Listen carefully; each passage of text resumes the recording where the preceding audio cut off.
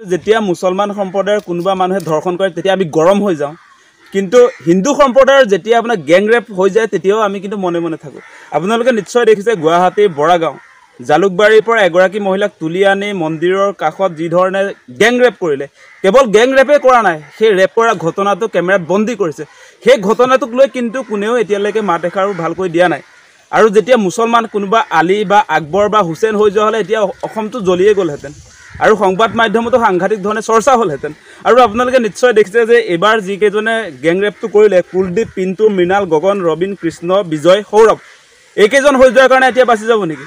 ছেপ্টেম্বৰ মাহত যেতিয়া অসম বিধানসভা হৈছিলে সেই সময়ত তেওঁ মাহটোৰ 24টা ধৰ্ষণ কাণ্ড সম্পৰ্কে বিধানসভাত তথ্য দাঙি ধৰিছে আৰু তেওঁ মুছলমানৰ নামবিলাক কয়, হিন্দুবিলাকৰ নাম নকয়।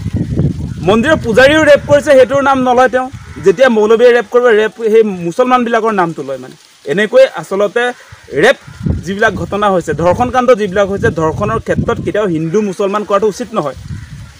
ধৰ্ষণেই, সেইটো মুছলমানে কৰিলেও ধৰ্ষণ, হিন্দুৱে কৰিলেও ধৰ্ষণ। গতিকে এই ক্ষেত্ৰত সাম্প্ৰদায়িক ৰহণ সনা মানুহজন হৈছে হিমন্ত বিশ্ব শৰ্মা। আজি তেওঁ হুলস্থুল লগাই দিলেহেঁতেন।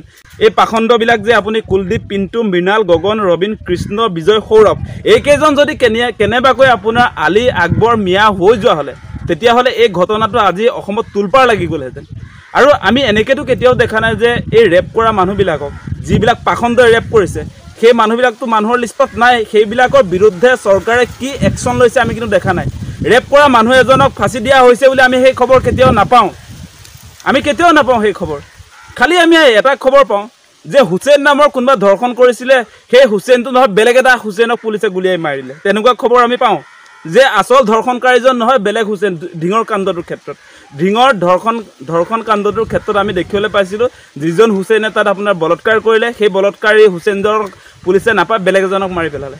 গতিকে এনেকুৱাহে হৈ আছে। গতিকে আমি বিচাৰোঁ কি, আমি কৈছোঁ যে ধৰ্ষণৰ বিৰুদ্ধে এখন কঠোৰ বা কঠোৰ আইন হ'ব লাগে, আৰু যিটো আইনৰ জৰিয়তে ধৰ্ষণকাৰীবিলাকক আচলতে ফাঁচি কাঠত ওলমাব পাৰি, তেনেকুৱা এখন আইন আমি বিচাৰোঁ। গতিকে এই ক্ষেত্ৰত এটা কথাই ক'ব খোজোঁ যে আমি সকলোৰে ক্ষেত্ৰত যে ধৰ্ষণ যোনেই নকৰক কিয়, আজি হিন্দু হওক, মুছলমান হওক, জৈন হওক, খ্ৰীষ্টান, বৌদ্ধ, পাৰ্চী, যোন সম্প্ৰদায়ৰে নহওক, ধৰ্ষণৰ বিৰুদ্ধে আচলতে কঠোৰ পৰা কঠোৰ শাস্তি হ'ব লাগে। সেইজন কৃষ্ণ হ'লেও তেওঁ ফাঁচি হ'ব লাগিব, তেওঁজন এই আলী আকবৰ হ'লেও আচলতে ফাঁচি হ'ব লাগিব। বৰ্তমান সময়তো আপোনালোকে নিশ্চয় দেখিছে বৰাগাঁৱৰ যিটো ৰেপ কাণ্ড, সেই ৰেপ কাণ্ড ইতিমধ্যে সমগ্ৰ অসম জোকাৰিছে। গেং ৰেপ কৰাৰ সমান্তৰালভাৱে ভিডিঅ' তেওঁলোকে ভাইৰেল কৰিবলৈ উদ্যত হৈছে। সেই ধৰ্ষণ কাণ্ডবিলাকক আমি আচলতে বন্ধ কৰিবৰ কাৰণে চৰকাৰখনৰো আচলতে সদিচ্ছাৰ প্ৰয়োজন। তেওঁলোকে কেৱল আপোনাৰ ধৰ্ষণ হ'লেই, মুছলমান হ'লেই সেইটো বিয়পাই পেলাব, তাৰ বাকীবিলাক গাপ মাৰি থৈ দিব, তেনেকুৱা কথা কেতিয়াও হ'ব নোৱাৰে। আৰু হিমন্ত বিশ্ব শৰ্মাৰ কামবিলাকত আপোনালোকে নিশ্চয় দেখিছে, তেওঁ ছেপ্টেম্বৰ মাহৰ ধৰ্ষণ কাণ্ডৰ যিটো তালিকা বিধানসভাত দেখুৱাইছিলে, তাত মানে তেওঁ অদ্ভুত এটা কথা কৰিছে যে 2 নম্বৰ নামটোৱে আছিলে আপোনাৰ কিবা দাসৰ নাম নলয়, তেওঁ হুছেইনৰ নামটো লয়। মানে তালিকা এখন তেওঁ উলিয়াই আনিছে, তাত 12জন আপোনাৰ হিন্দু, 12জন মুছলমান। তেওঁ সেই হিন্দু কেইজনৰ নামটো নলয়, মুছলমানবিলাকৰ নাম লয়। মানে হুছেইন, আলী, আকবৰ, যিকেইজন আৰু সেইবিলাকৰ নামটো লয়, কিন্তু আমাৰ দাস বা শৰ্মা বা যিকোনো তেনেকুৱা উপাধি হিন্দু সম্প্ৰদায়ৰ মানুহৰ নাম নলয়। এনেকুৱাকৈ আচলতে তেওঁ ধৰ্ষণৰ ক্ষেত্ৰতো ৰাজনীতি কৰে। লাজ পাব লাগে। ধৰ্ষণৰ জঘন্য সমস্যা অসমৰ, সেইটোক লৈ ৰাজনীতি কৰিবলৈ আহে আজি হিমন্ত বিশ্ব শৰ্মাহঁতে। গতিকে সকলো ৰাইজক কৈছোঁ, সকলোৱে এটা আমি দাবী উত্থাপন কৰিব লাগে।